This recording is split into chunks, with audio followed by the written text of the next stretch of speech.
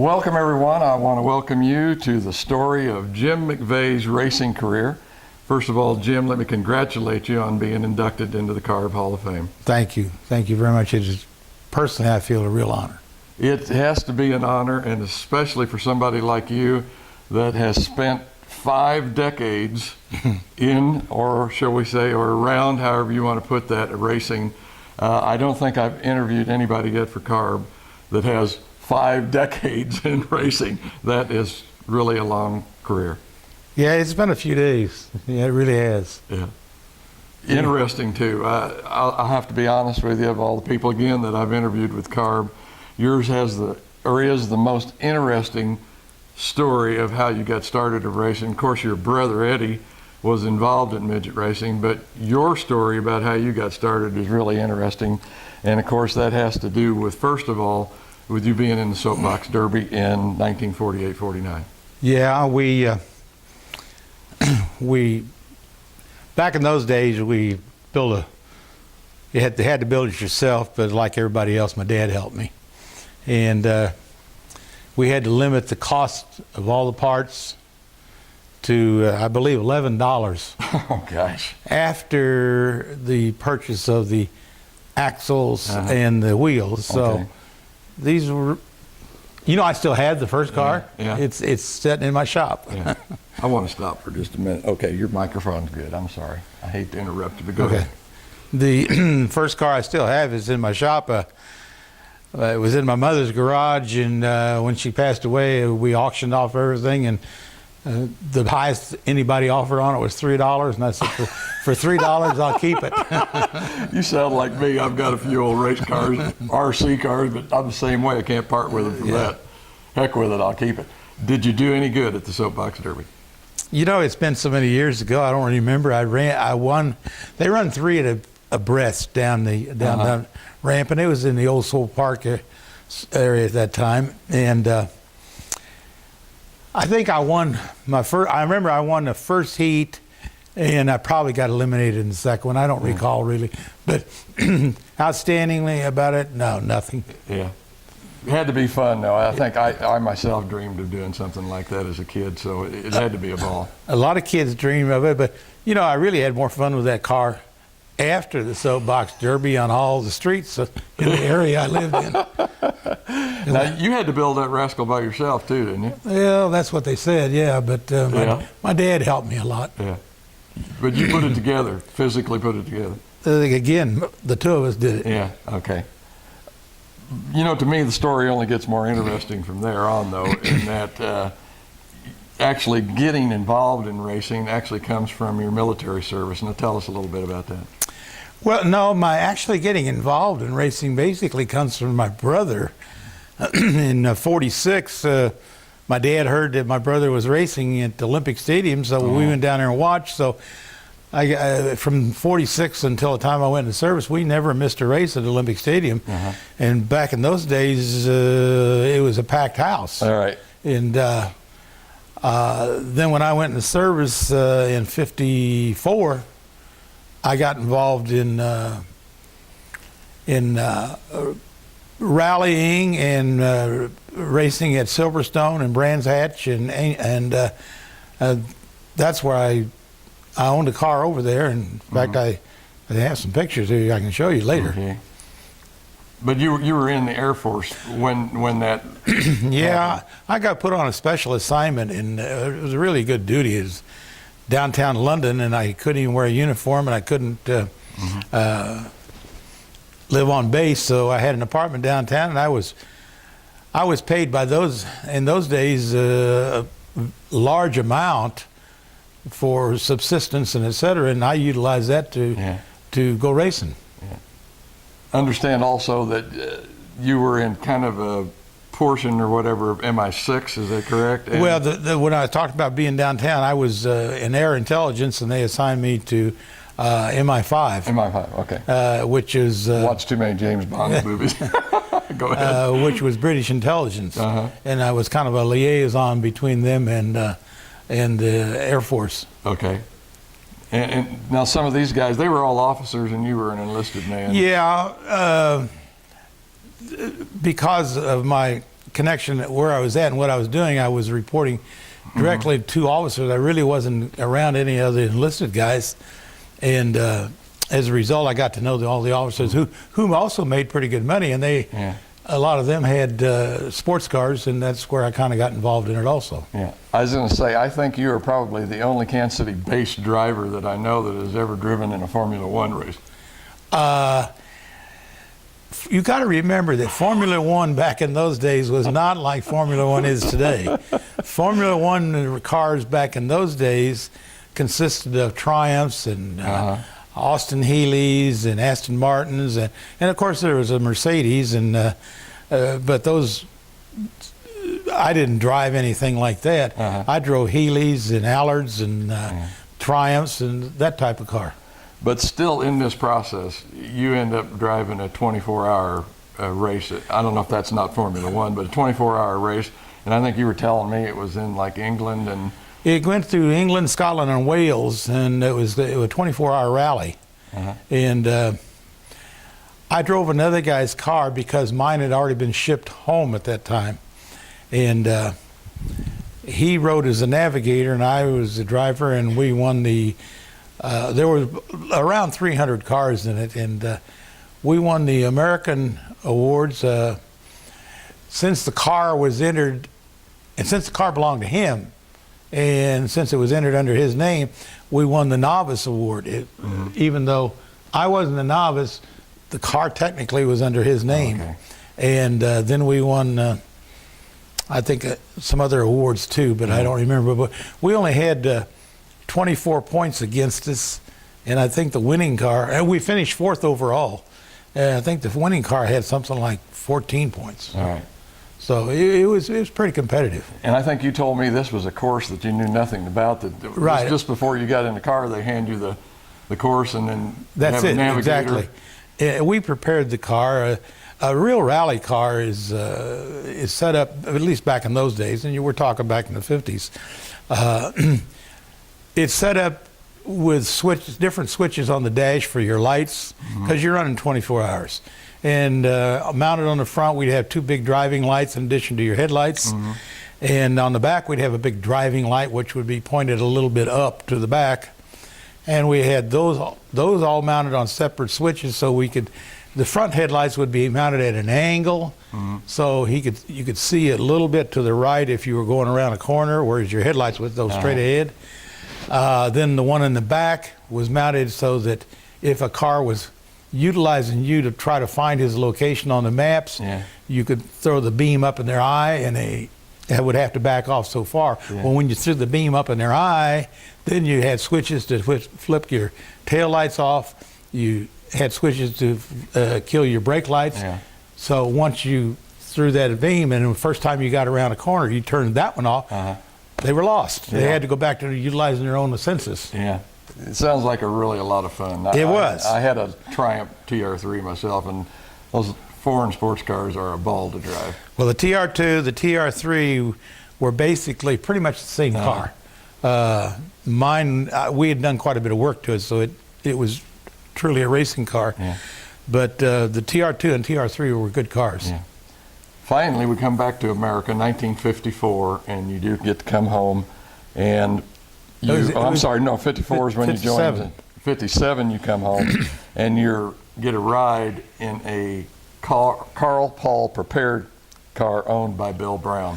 Yeah, Carl was taking care. Carl owned a car of his own, and he had Bob Spees driving it, and he had another car he was taking care of it was an Ollie Jennings rail, high tail rail, and in fact, it was one that Bill Chenault had driven at one time. And Bill Brown, I never met Bill Brown. And all the time that I drove it, which was only a year, I never met him. He just wanted to own a car, but he didn't want to work on it. So he had Carl take care of it. And Carl, in turn, had Max Truman and some other guys to help him. Now, did your brother play any into that, you getting that ride? Because, I mean, you'd never done any of that before here. Yeah, and I had been gone for nearly 4 years in the service, so the connection with my brother on that was he knew Carl Paul slightly.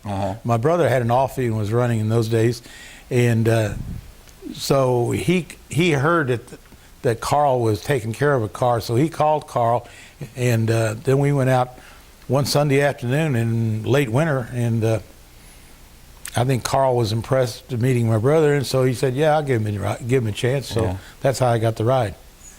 In '58, you get another ride for ski hollering, and it's a flathead powered, which I presume was the standard power plant. Yeah, it's a at that time, V860. as well as the Offie. Now, had the Offie come along yet, or was Yeah, this- the Offie was here, but unless you had some reputation, you didn't get one. you didn't get a ride in one of those. No, and so all of the do-it-yourselfers and the guys with little experience and wannabes wound up, if they could find a ride, it was probably going to be in a Ford. And actually, let me finish the statement here first about the car. It was owned by Ski Hollering.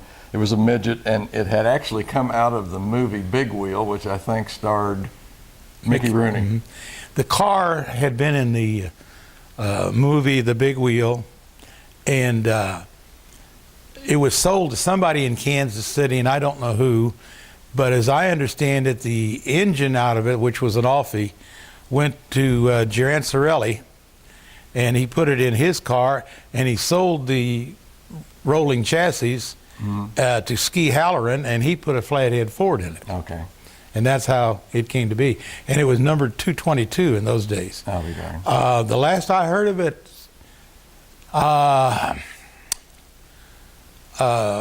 one of the Cunninghams, who has since passed away, I think, Vance Cunningham, or somebody owned it or knew something about it, but I don't know where the car went. Okay. Kind of the second part of this question, talking about the flatheads.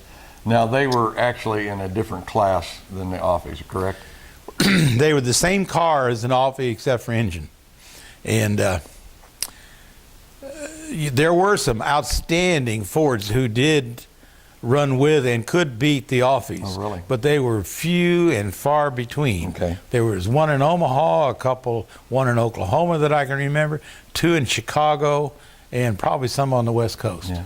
I think in that time frame, that was probably one of the things of really having a tremendous mechanic. I mean, it even is the same nowadays, but somebody that knew how to build those things and put them together. If you had a flathead Ford, it was basically a 37 Ford engine. And yes, you had to have, it was a car that required tons of work.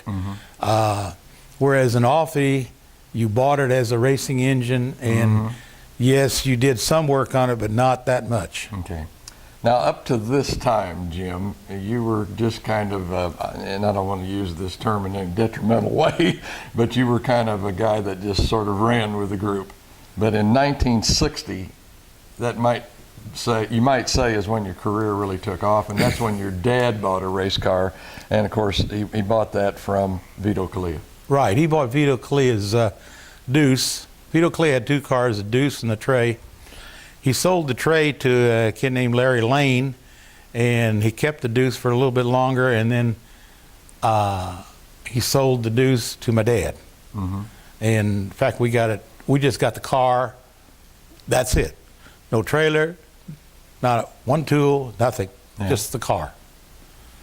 And my dad, we bought it in mid-spring of '60. He had it repainted the colors he wanted. My dad, the colors he wanted, and he had it numbered the number he wanted, and we went from there. An immediate success. Yeah, it was immediate success. We went to our first race was at Olympic Stadium. It was the first midget race of the year. I knew how to drive a race car because I've been driving Fords, but I didn't know what power an Offie had, and got lucky. Excuse me. And I had Vito there helping me, and one of Vito's mechanics, a guy named Shaky, and they kind of set the car up and told me what to do and how to drive it, how the car liked to be driven, and I did it and got lucky and won the feature. Yeah. And a couple more. Oh yeah, then about that time, Olympic Stadium was switching from every Sunday night midgets to midgets in stock cars or modifieds. Mm-hmm. Every other Sunday was midgets. So the 2 weeks later, we took it out again, and I won the second time out. And then we went over to St. Charles, and we won the third time out. And by this time, I began to believe all you had to do was steer it and stab it. And so the fourth time out was down at Springfield, Missouri, on the old half mile there on the dirt. And it was in the trophy dash, and I hooked a rut. Boy, we dumped her all the way down the back chute. Yeah. I mean, really bent it. Yeah. Now, roll bars? Do you have roll bars? No, we didn't have roll bars in those days. And we didn't. In fact, the first helmet I had was a used helmet I paid $10 for. I bought it from a guy named Bob Heilman, and it was a Cromwell, and it had leather side straps on it. It came down, and it just kind of went around your head like that, over your head, with a little bitty visor here. And I kept it for 2 or 3 years until finally the leather deteriorated so much from sweating, and the leather broke.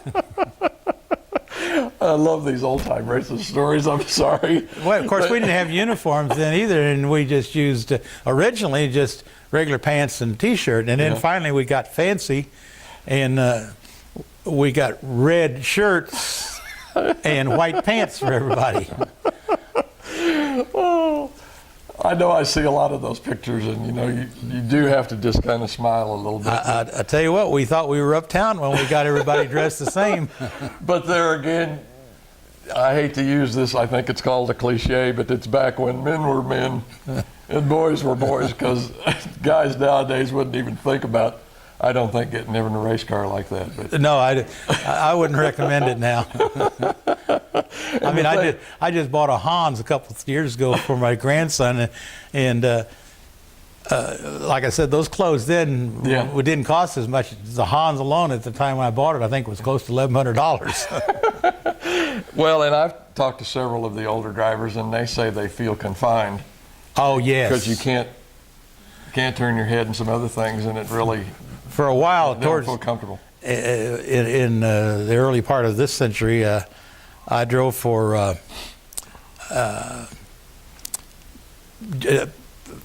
Pinky Cunningham, who's got Cunningham Auto Body. He's got an Offie that he bought from somebody up in Ohio, and we were running some of the antique races and et cetera. And when I sat down in that car, and it was just like the car that I had then, compared to today's car, you could have put a tray of lunch in front of me in the cockpit. And today's car, the car I have today, which is a pretty good car, the steering wheel rubs my stomach. What we've done over the years is keep moving the engine back further and further in the cockpit, so where the driver, I mean, it's really, really tight in there. And the wraparound shields on the side, I don't like those, but everybody else does. Containment seat. Yeah, well, but in the old days, we used to run in without, if you had a short sleeve shirt on, and your arm would be black and blue for a couple of days where you were beat to death. I remember, I think Charlie used to wear knee pads. Some guys did that, and on the elbows or somewhere. And if you were going to run like a long race, like the old 100 lappers we used to run at the Olympic, we used what they call the Sam Brown belt, which went around here, and that fastened to the frame of the car here, and you could lay into this belt, and it would let you stay fresh enough to run a 100 lapper. Right. Okay, speaking of long races, 1966, you go to Indiana for the Little 500 and driving for Bill Roberts. But you say it wasn't one of your favorite races. No, my brother and I were both driving the car. Bill had a sprint car, and I believe it was a cut down champ car. And to a midget? Or a no, to a sprint. And it really wasn't. Well, sprint cars back in those days weren't like they are today. They're really nice cars today, but back in those days, they were pretty much whatever you could put together. And he and I were both driving it, so we went up there and we decided to run Bill decided to run the Little 500 in '66. And that's a quarter-mile asphalt track. And the front row, when they start it, is right up against the back row, because there's 3 abreast and 11 rows, and everybody's leaving lots of room. And so you really don't get to, I mean, when they drop the green, you just don't jump on it and go, because you can't, because the row in front of you is not moving fast enough. So it takes about 3 laps anyway, Everybody to get up to to speed. get everybody up to speed. Then you sit there and you just run lap after lap after lap. And then you got to come in and fuel, because there's no way you can go any distance. And of course, back in those days, they had the pipes down, extending clear to behind the rear axle and under the rear axle. So when you came into fuel, everybody got excited. They put the fuel in the car. They'd always spill some fuel over the tail, which would go down on the exhaust pipe, which would create a fire. So then you had to have another man standing there with the fire extinguishers putting the fire out, and then you have a push truck push you off, and by that time the fire would be out. But we ran, I think, something like 400, and we alternated driving it. 416 laps or something. I think we finished 12th, or maybe it was 412 and we finished 16th. I don't remember. But in any event, I never wanted to go back there.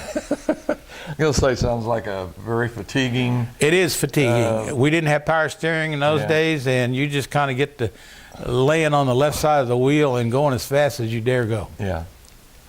In 1970, you are the IMCA midget champion, I presume for the Midwest, or was this nationally? No, this was for the entire IMCA. IMCA had 3 divisions years ago, and it was actually run by 2 individuals, the whole IMCA, and Al Sweeney and Van Winkle, or not Van Winkle, but I can't remember the other man's name. But anyway, they had the late model division, they had the sprint car division, and they had the midget. They called it the compact sprint division. They wanted to make it a little different than midgets. And I'd had a couple of good years with them, and finally in 1970, which was their last year, and we won that championship that year. And from when we were talking on the phone the other night, it sounds like, man, you were everywhere. I mean, you raced the midget. I mean, that was the midget, right? Well, I've raced everything: midgets, sprints, late model, sports cars, everything but motorcycles.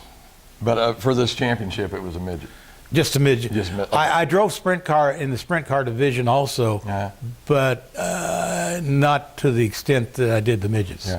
And like I say, this was in several states. It wasn't just here. Yeah, well, the IMCA division, like I said, 2 guys ran it. One was headquartered in Des Moines. The other was headquartered in Minneapolis. And as a result, they kind of went up and down the middle part of the United States, Minnesota, Wisconsin, Iowa, Nebraska, Texas, Oklahoma, Arkansas, Louisiana, Illinois, and Florida, and they covered a lot of states throughout the year. So when they say national champion, that meant national champion. Like you say, it covered many Well, states. we didn't go to the West. They didn't go to the West Coast, and they really didn't go to the East Coast, but they sure covered all the states in between. It's still quite an honor, though, to be able to do that, because I'm sure there had to have been numerous cars and drivers involved. Back in the old days, we used to, on an IMCA show, draw an easy 40 cars. On a big show, maybe 50 to 60. Right. In 71, 72, you take a shot at driving a late model, and I believe this was on asphalt at I-70, correct? I did some in 72 on asphalt. On 71, I drove for a guy named Charlie Lineback, who bought a midget for me, actually, and then he got tired of the midgets, so he wanted to go to the late models, and he bought a 70 Chevrolet Impala and converted it to a stock car. I guess that's the way he bought it, but that's the way I remember it. And we had a fair year. In fact, we won Rookie of the Year at Lakeside. And I wouldn't go to the banquet because I'd been racing for too many years, and I didn't want to go get a rookie trophy after all those years. And then the second year, he bought a new Chevelle, and it was built by it was built, not maintained, but built by Terry Bivens Group, and Yeah, we only ran that car on pavement at I-70. Yeah.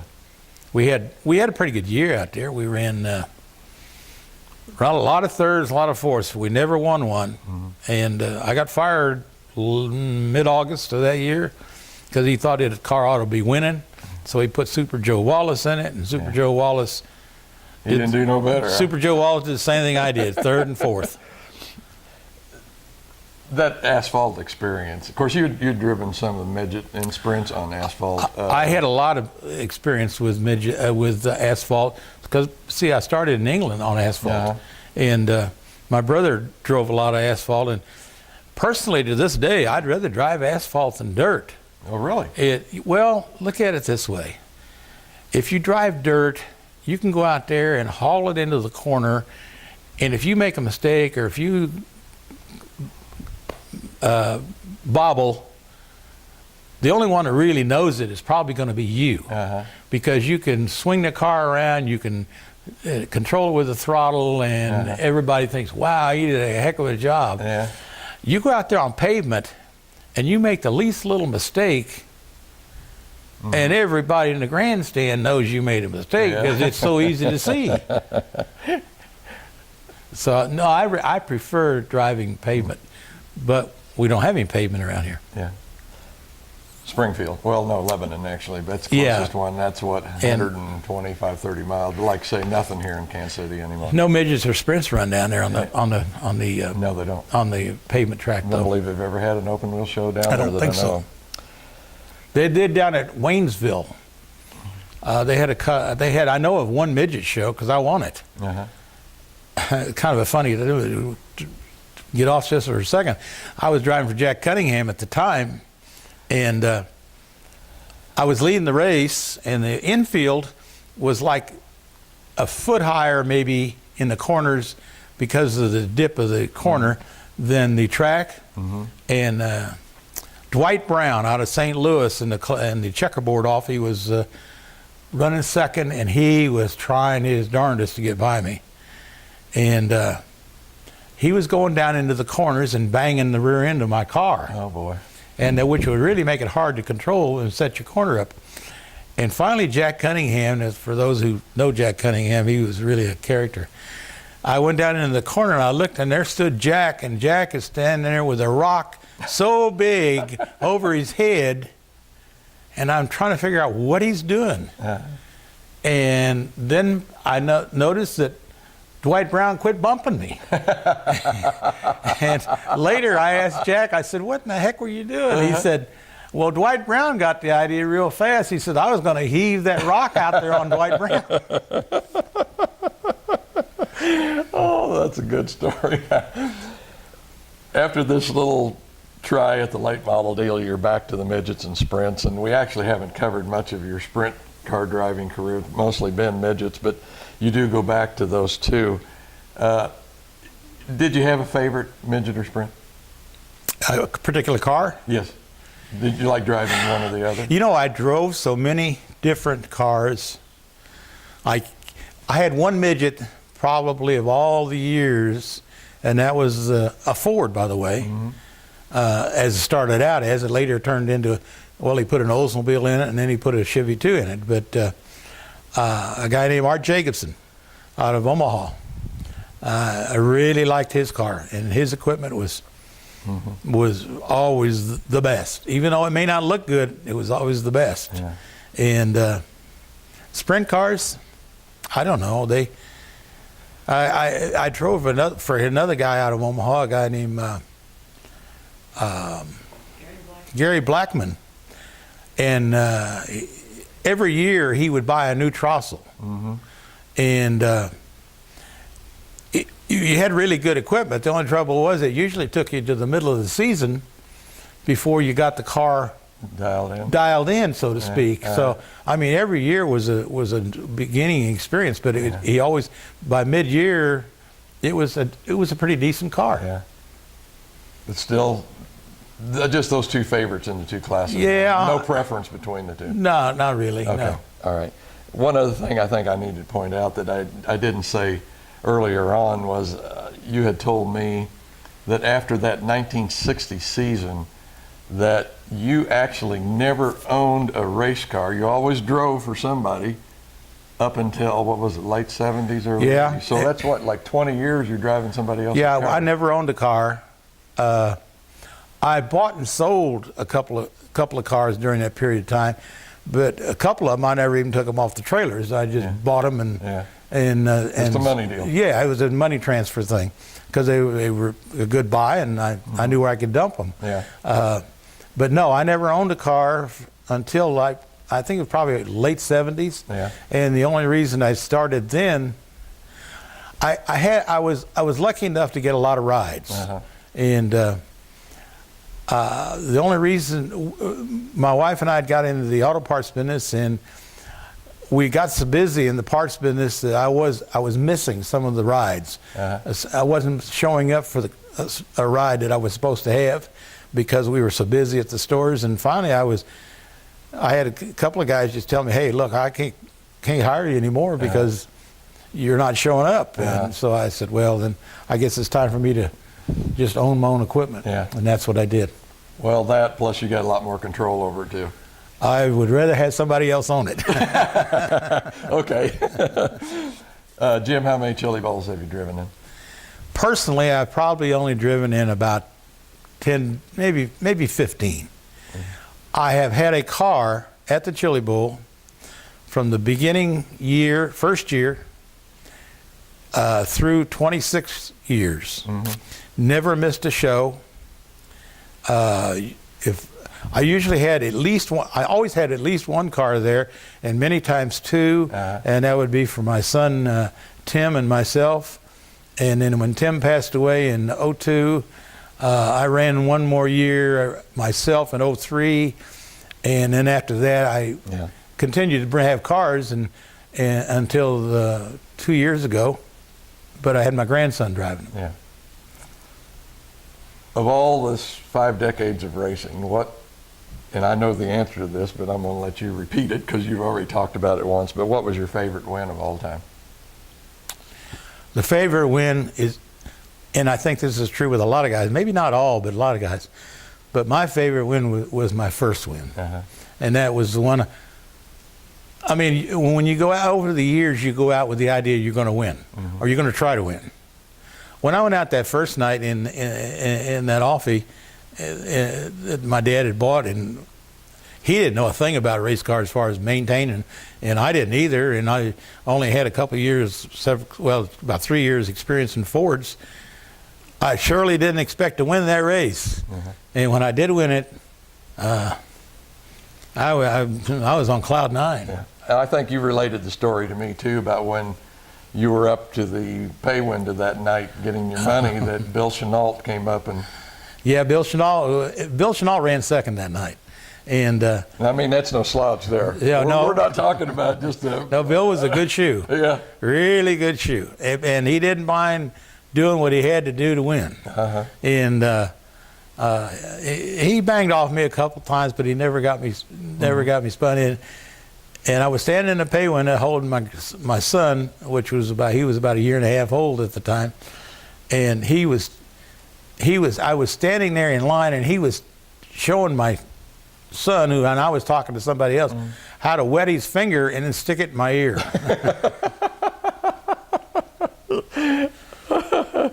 Racers are people too.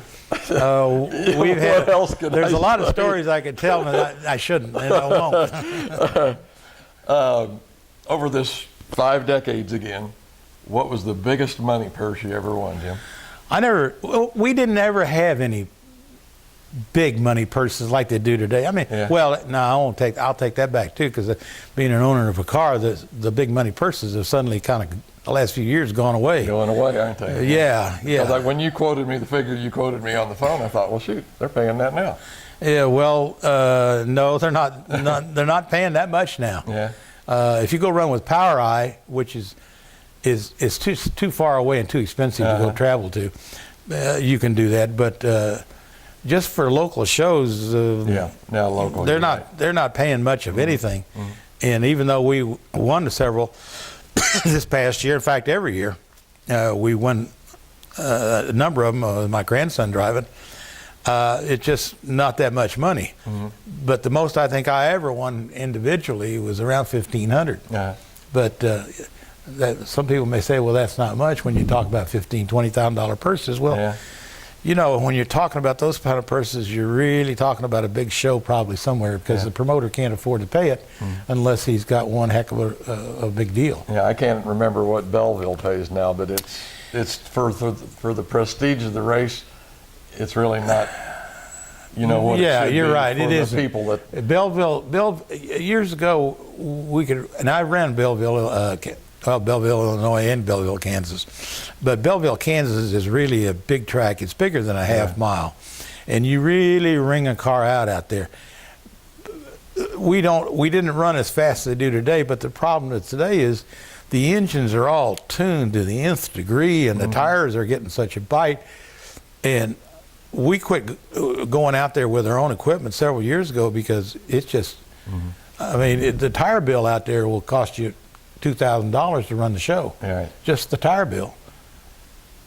And if you're not up in the top 5, you're probably not going to make anything. The tire bill is going to be $2,000 whether you run 18th or 1st. Yeah, that's what I say. If you're not. Well, Jim, in this 5 decades of racing, were there any serious accidents that you had? Yes, I've had a number of accidents like anybody does as they drive, but when you say serious, I had one really serious accident, and that happened in 1986 over at the old half mile at Granite City, Illinois. It involved I had just bought a car. It was nearly new from the Cahill brothers up in Iowa, and had it 13 days, went over there, flew my plane over there, and my son and my wife took the car over, and it happened in the feature, and I can only tell you what people told me because I don't even remember the evening. I remember fueling the plane because I knew there wouldn't be anybody at the airport when we got out that night. And I don't remember anything after that. But what they told me was that I was in the feature, and we were fighting for a 3rd and 4th position. And coming down the front chute, the guy that was actually running 3rd was just a little bit ahead of me on my right side. And as we come up on a lap car, it was a driver named John Stewart. And John had an eye impairment, which caused him to look to the left with his head, but he's actually looking forward. And whoever it was I was racing went by him pretty close on the right, and John caught a glimpse of it out of his eye, and he grabbed a quick left to get over, and when he did, here I came by on the left. And I scattered it all the way down the front chute. So you went up over the wheel, and that just started the rolls, and the parts went flying. John Backlund was one of them that took me out of the car, helped on the board take me out. They took me to some local hospital over there, and my wife said they didn't speak good English, and she couldn't understand them, and they wanted her to sign release forms for donation of organs. Oh my gosh. And she got leery of the whole deal and called a helicopter. And they took me from there to Barnes Hospital in St. Louis. I was there about 4 days. Never did come to.